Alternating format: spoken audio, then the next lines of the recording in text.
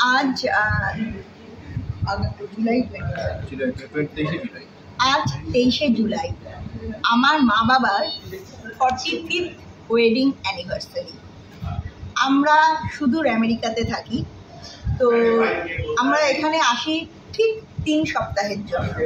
তো এই 3 সপ্তাহের মধ্যে সব কিছু অ্যারেঞ্জ করা এবং একটা অনুষ্ঠানকে সুন্দরভাবে পরিবেশন করার জন্য যথেষ্ট নয়।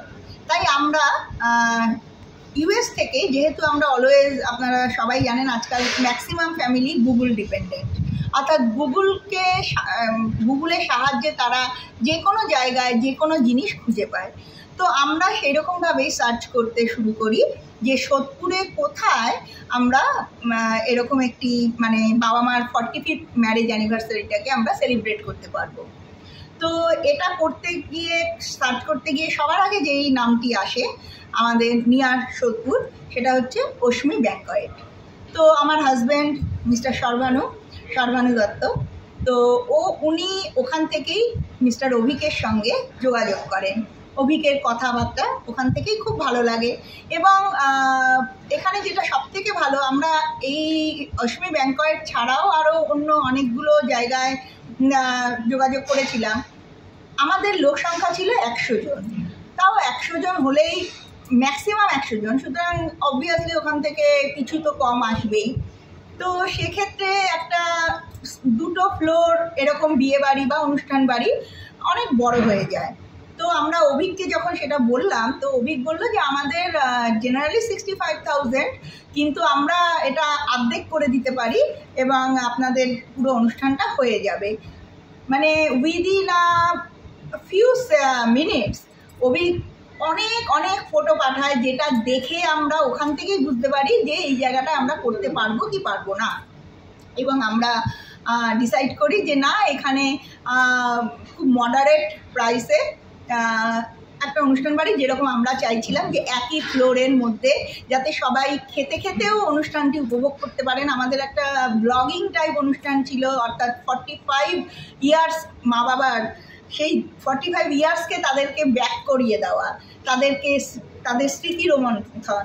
যত এখানে লোকজন এসছেন, অতিথি এসছেন, প্রত্যেকে স্মৃতি রোমন্থন করেছেন। সেই জিনিসটা বাবা মাকে উপহার দেওয়াটাই আমাদের মোটো ছিল, আমাদের উদ্দেশ্য ছিল। তো সেই জিনিসটা আমরা করতে পেরেছি, সবাই খুব আনন্দ পেয়েছে।